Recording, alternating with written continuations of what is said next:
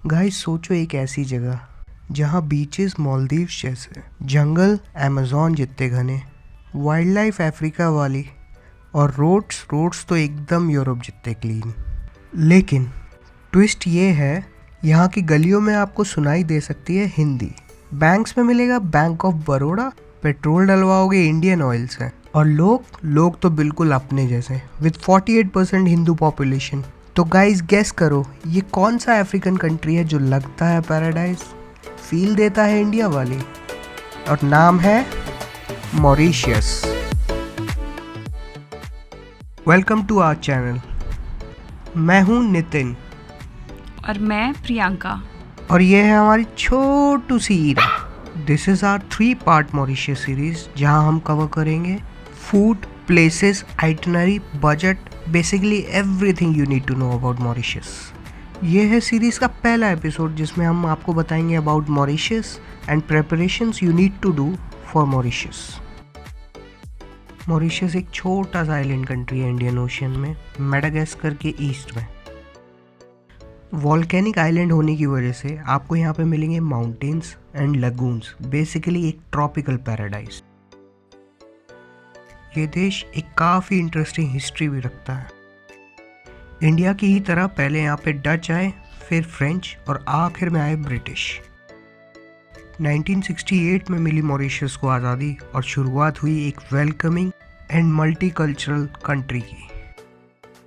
बचपन में आपने स्कूल में पढ़ा होगा डोडो के बारे में, वो एक्सटिंक्ट फ्लाइटलेस बर्ड जो सिर्फ मॉरिशस में मिलता था। वही डोडो बर्ड आज मॉरिशस का नेशनल सिंबल बन गया है। इवन करेंसी नोट्स पे भी आपको यही डोडो प्रिंटेड मिलेगा। और सबसे खास बात, मॉरिशस का एक इंडियन कनेक्शन भी है।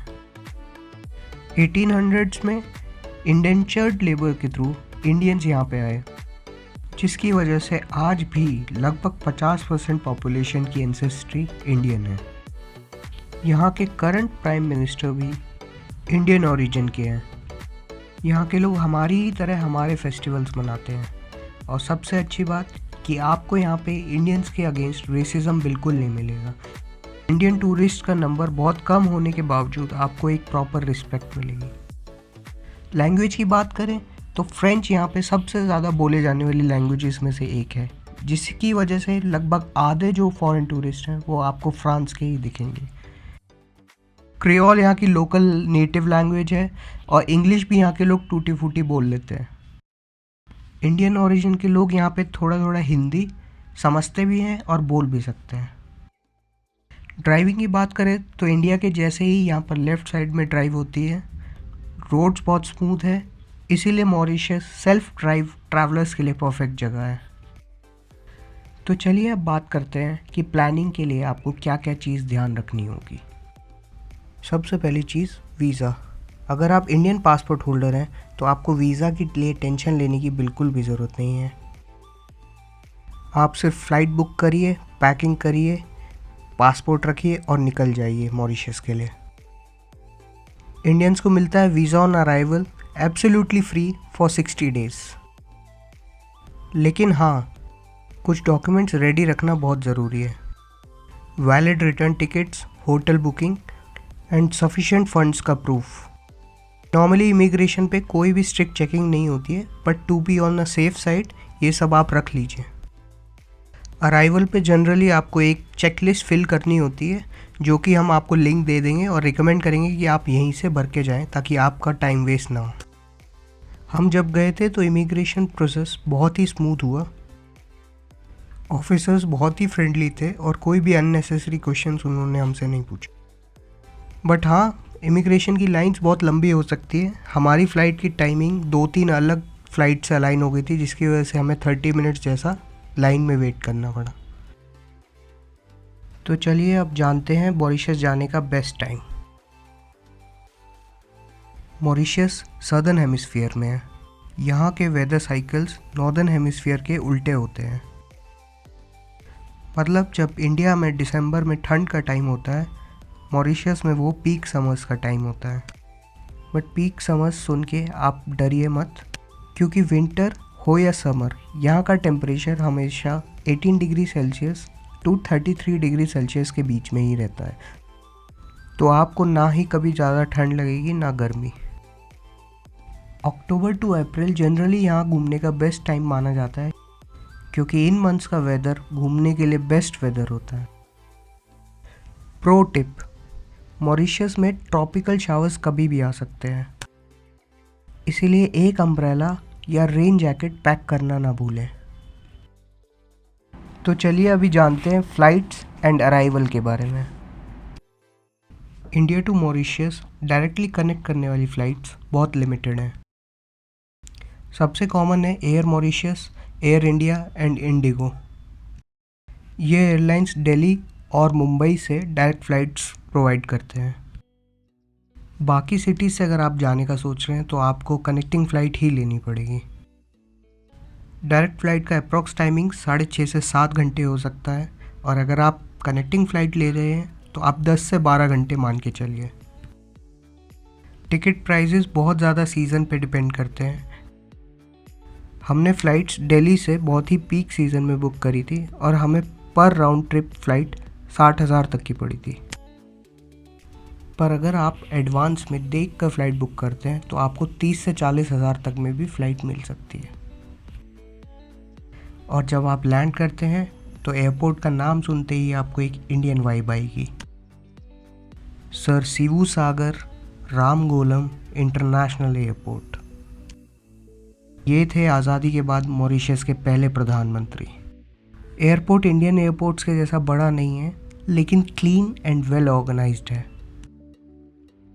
Landing, plane deboarding, baggage claim and immigration को मिलाकर आप मान सकते हैं कि लगभग आप 1 घंटे में फ्री हो जाएंगे। यहाँ की सबसे अच्छी बात यह है कि जैसे ही आप एयरपोर्ट से बाहर आएंगे, आपका वेलकम होगा एक ट्रॉपिकल वेदर एंड ग्रीनरी के साथ। चलिए अब बात करते हैं करेंसी एंड एक्सचेंज के बारे में। मॉरिशस की लोकल करेंसी है मॉरिशियन रुपी। मॉरिशियन करेंसी इंडियन करेंसी से स्ट्रॉन्गर करेंसी है, इसीलिए लगभग 2 इंडियन रुपी 1 मॉरिशियन रुपी के बराबर होते हैं। इंडिया से अगर आप होटल बुकिंग्स करके जा रहे हैं तो as a couple we recommend you कि आप कम से कम 40 से 50,000 इंडियन रुपी के अमाउंट की करेंसी लेकर जाएं। लेकिन ध्यान रहे, इंडियन रुपी वहाँ डायरेक्टली यूज़ नहीं किया जा सकता, इसीलिए इंडिया से ही आप यूएस डॉलर में कन्वर्ट करा के लेके जाएं और वहाँ जाके आप यूएस डॉलर को मॉरिशियन रुपी में कन्वर्ट करा सकते हैं। यूएस डॉलर वहाँ हर जगह बहुत इजीली कन्वर्ट किया जा सकता है मॉरिशियन रुपी में। आपको एयरपोर्ट पे भी अच्छे एक्सचेंज रेट्स मिल जाएंगे। कैश के साथ आपको अपने एक्सपेंसेस के लिए कुछ कार्ड्स की भी ज़रूरत पड़ेगी। कोशिश करिए आपके क्रेडिट या डेबिट कार्ड फॉरेक्स कार्ड हो, ताकि आपको करेंसी एक्सचेंज के चार्जेस ज़्यादा ना पड़ें। कार्ड्स यहाँ पे फ्रीली यूज़ किए जा सकते हैं। होटल्स, मॉल्स, शॉप्स, हर जगह आप कार्ड्स यूज़ कर सकते हैं और जनरली आपको यहाँ पे कोई भी कार्ड लेने से मना नहीं करेगा।